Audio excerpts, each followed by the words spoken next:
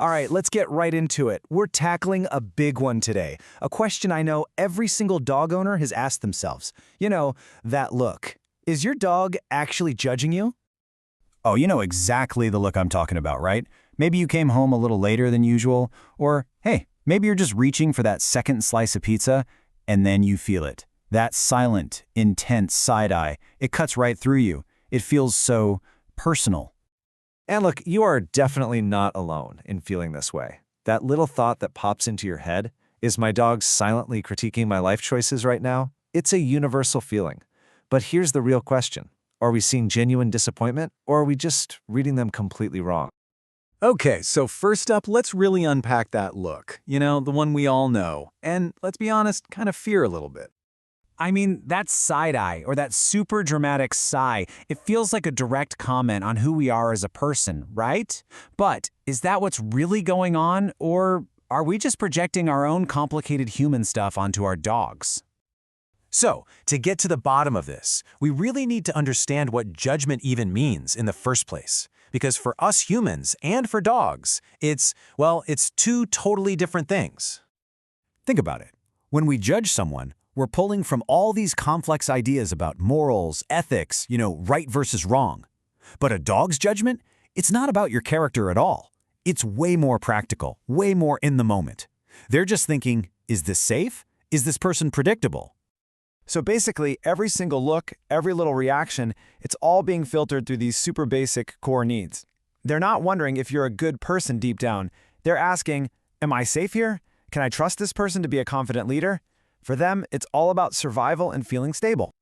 All right, so let's dive into some of those classic judgy behaviors and try to see them from a dog's point of view for a change. You've seen them all, right? The big sigh when you put the toy away, turning their back on you when you're getting ready to leave. How about barking at one specific guest but being totally fine with another? We take this stuff so personally, like it's an insult, but really, it's just a reaction to tiny, subtle signals, things we might not even notice we're doing. And this right here, this is the absolute core of it. Your dog is reacting to your posture, your tone of voice, even tiny changes in your scent when you're stressed. They might avoid someone not because they've got some magic bad person detector, but maybe just because that person's voice is a little too loud or their perfume is weird and it puts them on edge. And you know what? A lot of the time, we're the ones who create that judgy look. When our signals are all over the place, dogs don't think, oh, what a hypocrite. They just feel confused and anxious. That look, that hesitation we think is judgment, it's really just them trying desperately to figure out the rules of the game when we keep changing them. For a dog, consistency is everything. It literally equals safety. You gotta remember, dogs are like these incredible emotional sponges. They don't just see that we're anxious, they soak it up and reflect it right back at us. If you're stressed out, they get tense too. And when you're sad, it's not about pity. They actually feel that shift in your energy, and they respond the only way they know how, with comfort, with just being there. So their reaction isn't a verdict on you, it's a reflection of you. And hey, this isn't just a bunch of nice-sounding theories. Science actually backs all of this up. Turns out researchers are just as curious about this as we are, and they've put dogs to the test to figure it out. So, to try and get past our own human biases, scientists came up with some really clever experiments to see if dogs could actually, evaluate people. And the results? They were pretty amazing. Okay, picture this. In one big study, they had dogs basically eavesdrop on a situation. The dog's owner is trying to open a container, right? And there are two other people there. One person is helpful, they jump in to assist. The other person is totally unhelpful, either refusing to help or even getting in the way. So the dog watches this whole thing go down. Then the researchers let the dog choose which person to go up to. So what do you think? Who did they pick? The helpful one or the unhelpful one? You guessed it.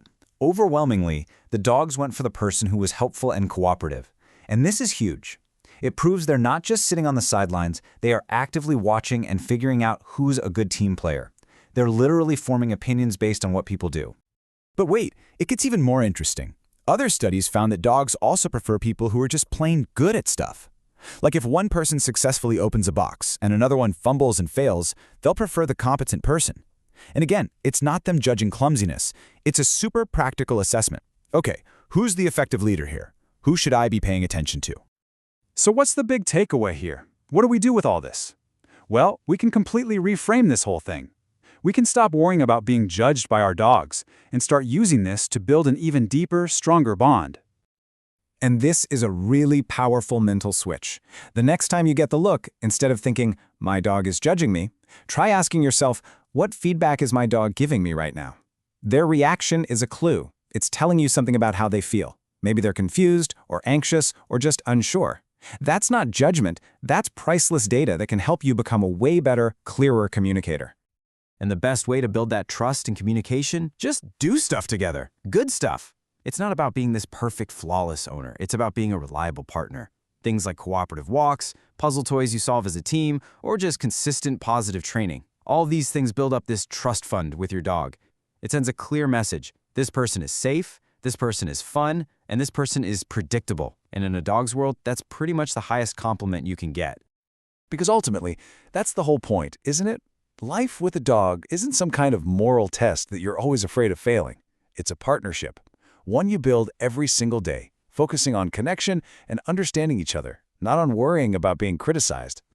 So, when it all comes down to it, that famous look, it's not a look of moral superiority. It's a look of intense, deep attention. It's the look of an animal that is trying with everything they have to read you, to predict you, and to understand you, because you are the most important person in their entire world. And maybe that's the most incredible part of it all. Dogs don't put us on trial. They just get us.